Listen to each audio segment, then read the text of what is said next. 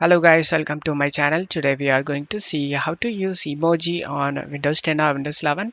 I'll show you guys how to do it. Just need to go to search menu and type settings, click on open it.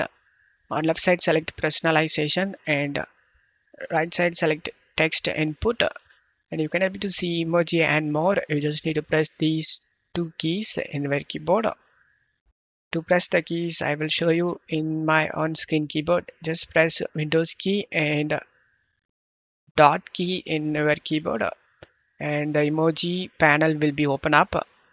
I'm gonna press it in my keyboard, Windows key and dot key in our keyboard, and emoji and more will open up.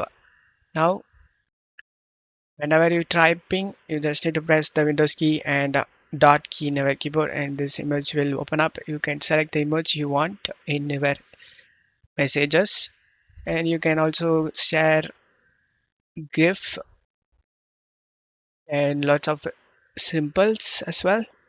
And if you want more emojis, then click on this right arrow and you can able to see lots of emojis. And that's how you can use emojis on Windows 10 or Windows 11. Don't forget to leave a like guys. Thank you.